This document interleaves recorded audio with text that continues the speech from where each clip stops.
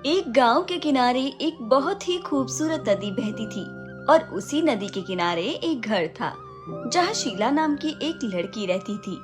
शीला की उम्र शादी के लायक हो चुकी थी। एक दिन उसे देखने के लिए एक लड़का अपनी माता पिता के साथ उसके घर आया, जहां शीला को देखकर उस लड़के ने अपनी माँ से कहा, अरे माँ, ये लड़की तो कितनी बदसूरत है। मैं इस लड़की से किसी भी कीमत पर शादी नहीं करूँगा। शीला की बदसूरती की वजह से कोई भी अच्छा लड़का उससे शादी करने को तैयार ही नहीं था। एक के बाद एक लड़के जब उससे शादी के लिए इनकार कर देते तो शीला मन ही मन टूट जाती, क्योंकि उसके साथ की सभी सहेलियां माँ बन चुकी थी और शीला अभी तक कुंवारी थी। अब तो शीला के आस पड़ोस के लोग भी उससे इसके लिए ताना मारने लगे थे। देखो जरा, ढांठ जैसी हो गई है, लेकिन अब तक पिता की छाती पर बोझ बनी हुई है। अरे लेकिन ममता, तू खुद ही सोच, कौन ही करेगा इस बदसूरत लड़की से शादी? शादी के लिए शकल भी तो होना चाहिए। ये कहकर पड़ोस की दोनों औरतें आपस में हंसने लगी। शीला को लेकर पड़ोसी भले ही कुछ भी कहते, लेकिन शीला के माता पिता उससे बहुत प्यार करते थे। उन्हें अपनी बच्ची की बहुत चिंता थी। ऐसे में एक दिन शीला की माँ कमला देवी ने शीला के पिता प्रेम प्रकाश से कहा, मुझे अपनी बेटी के भविष्य की बहुत चिंता होती है। कहीं ऐसा ना हो कि उसकी शादी की उम्र ही निकल जाए। हाँ कमला, चिंता तो मुझे भी है, लेकिन मैं कर भी क्या सकता हूँ। मैं सोच रही थी कि जो पैसे हम घर बनाने के लिए जमा किए हैं ना, क्यों ना हम उससे शीला के लिए गहने बनवा दे। आप भी जानते हैं, ऐसे तो हमारी बिटिया से कोई शादी करेगा नहीं, इसलिए हमें भी अब थोड़ा अलग तरीके से सोचना चाहिए। ठीक ही कह रही हो तुम। कोई अच्छा लड़का अगर शीला को मिल जाता है तो हम दहेज देने से भी पीछे नहीं हटेंगे। शीला के माता पिता वैसे तो बहुत गरीब थे, लेकिन उन्होंने जितनी भी जमा पूंजी इकट्ठा की थी उससे उन्होंने शीला के लिए गहने बनाने का फैसला किया और गहने खरीदने के लिए बाजार भी चले गए। दोनों बाजार पहुंचकर अपनी बेटी के लिए अपनी क्षमता के अनुसार गहने खरीद लेते हैं। साथ ही वो शीला के लिए कुछ कपड़े भी खरीद लेते हैं। दोनों बहुत खुश थे और जल्द ही अपने घर पहुंचकर शीला को गहने और कपड़े दिखाना चाहते थे। पर जैसे ही वो घर के रास्ते पर पहुंचे तो अचानक से एक चोर ने उनके हाथ से गहनों वाला बैग छीनने की कोशिश की। शीला के माता पिता ने उस चोर से गहने को बचाने का बहुत प्रयास किया, लेकिन वो उस चोर से गहने नहीं बचा सके। गहने चोरी हो जाने से दोनों दुखी होकर आपस में बोले, अब क्या करें कमला? अपनी पूरी पूंजी इन गहनों में लगाकर सोचा था कि अपनी बेटी की शादी कर देंगे, पर भगवान को ये भी मंजूर नहीं था। क्या ही बोलूं शीला के बापू, हमारी तो किस्मत ही खराब है। पता नहीं अब हमारी बिटिया की शादी कैसे होगी, कौन हमारी बिटिया से शादी करेगा। शीला के माता पिता को अब अपनी बेटी की शादी के सारे सपने टूटते नजर आने लगे थे। ऐसे में शीला के पिता ने कमला से कहा, अब हमारा ये जीवन व्यर्थ है। हम दोनों अपनी बेटी की शादी तक नहीं कर सके। हम दोनों को अब जीने का कोई हक नहीं। ये कहकर दोनों आत्महत्या करने का फैसला कर लेते हैं और वहीं से थोड़ी दूर पर एक नदी के घाट पर पहुंच जाते हैं, जहां पहुंचकर अचानक उनकी नजर एक लकड़ी के संदूक पर पड़ती है जो पानी में तैर रहा होता है।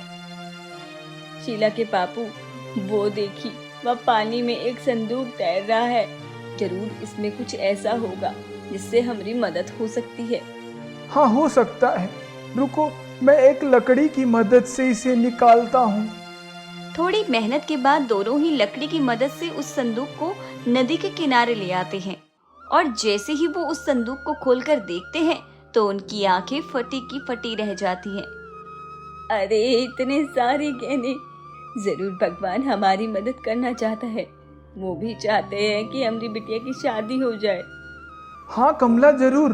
हमने कुछ पुण्य करे होंगे जो ऐसी स्थिति में भगवान स्वयं हमारे साथ हैं। दोनों एक दूसरे के चेहरे को देखते हैं और संदूक को जल्दी से लेकर अपने घर पहुंच जाते हैं और घर पर अपनी बेटी को गहने दिखाते हैं। शीला उन गहनों को देखकर बहुत खुश होती है और उन्हीं गहनों में से शीला एक खूबसूरत सा हार निकालकर अपने गले में डाल लेती है, जिसे पहनते ही अचानक शीला की काया पलट जाती है और वो एक परी की तरह खूबसूरत दिखाई देने लगती है।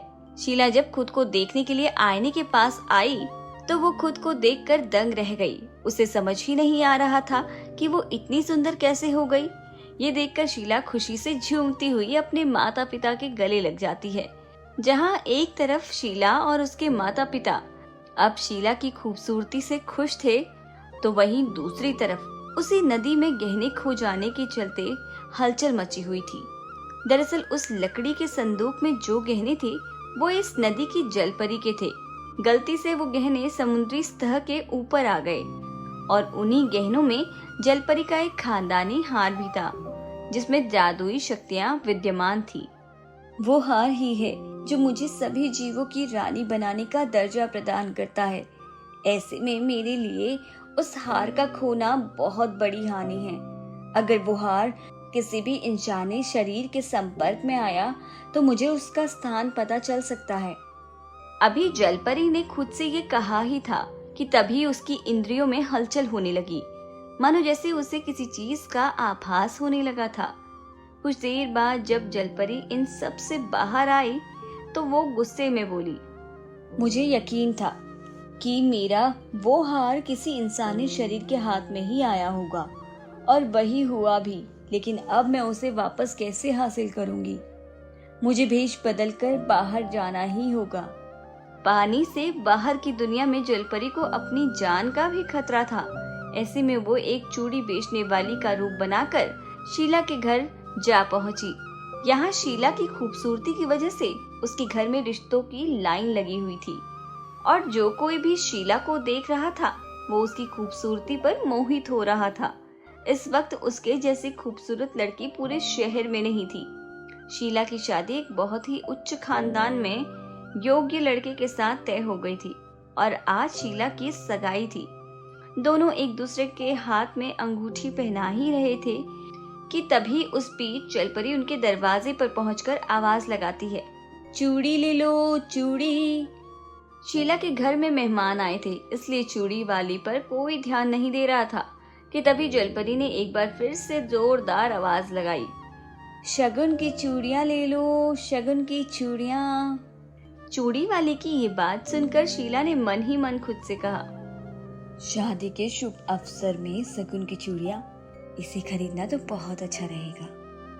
ये सोचकर शीला चूड़ी बेचने वाली को रोकने को कहती है और शीला जैसे ही वो हार गले में पहने उस जलपरी के सामने आई तो जलपरी उसके गले में हार देखते ही उसे पहचान गई कि वही उसका खानदानी हार है। ऐसे में चालाकी दिखाते हुए जलपरी वो हार शीला से मांग लेती है और शीला भी वो हार निकालकर उसके हाथों में थमा देती है। दरअसल अब तक शीला को ये बात नहीं पता थी कि उसकी खूबसूरती की वजह वो हार था। ऐसे में भोली भाली शीला जैसे ही वो हार निकालती है तो अचानक से बदसूरत लड़की में बदल जाती है।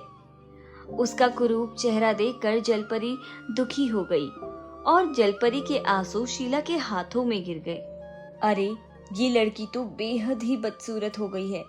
इस हार को उतारने के बाद अब मैं क्या करूं? मेरे लिए ये हार बहुत जरूरी है, वरना मैं समुद्री दुनिया की कभी महारानी नहीं बन पाऊंगी। खुद से ये कहकर जलपरी उस हार की तरह दिखने वाला एक नकली हार शीला को दे देती है। शीला खुशी खुशी उस हार को पहन लेती है, लेकिन उस हार को पहनकर शीला की खूबसूरती वापस नहीं आती। लेकिन जैसे ही शीला घर के अंदर जाती है तो उसके घर आए रिश्तेदार रिश्ता तोड़कर चले जाते हैं। कुछ ही मिनटों में ये क्या हो गया? ये लोग इस तरह से मुझसे शादी तोड़कर आके कैसे जा सकते हैं?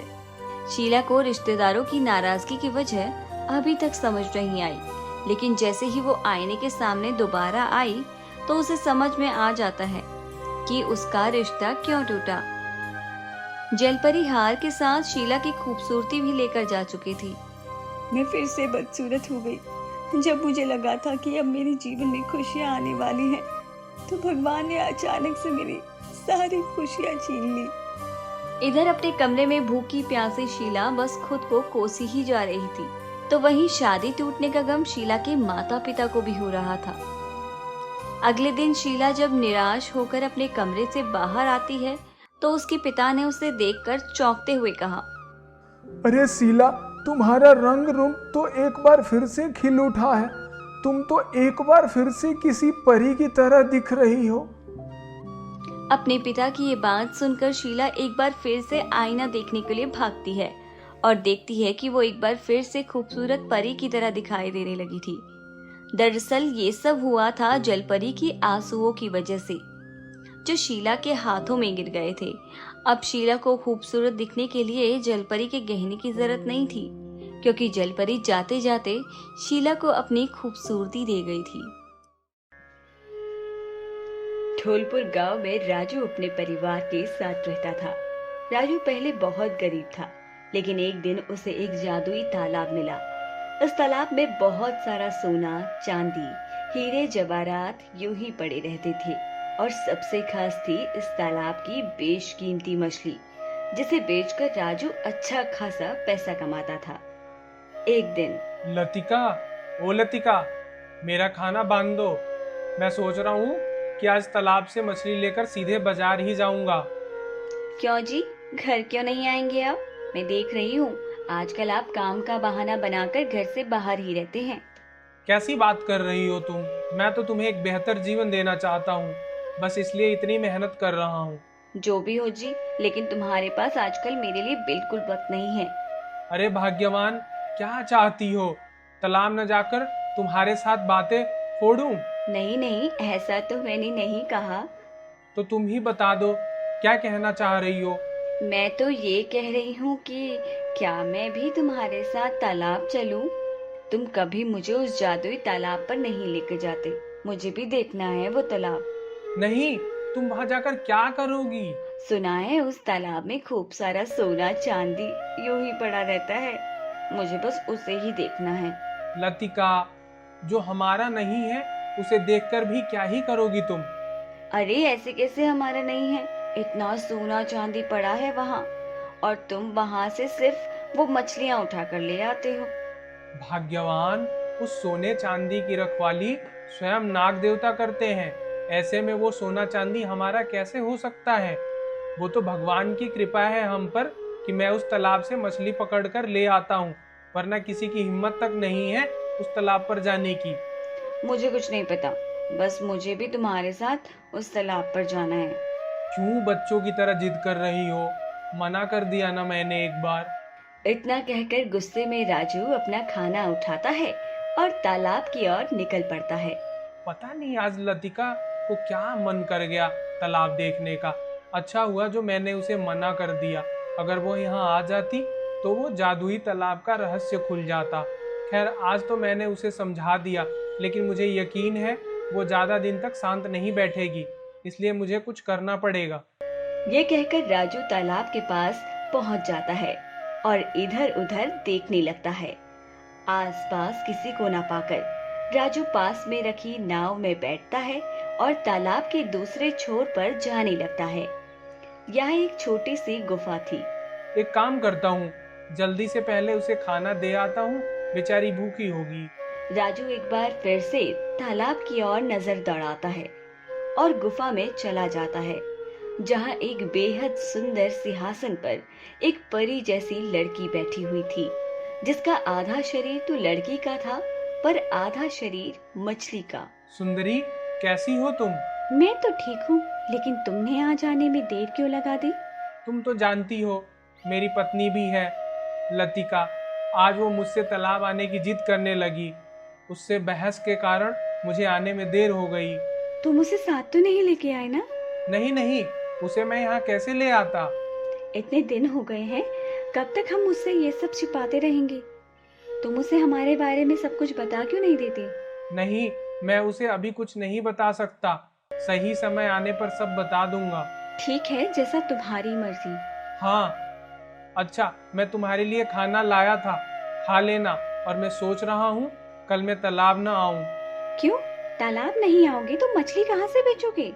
कल का नुकसान ही सही, लतिका को शक न हो जाए, इसलिए कल मुझे घर पर ही रहना होगा।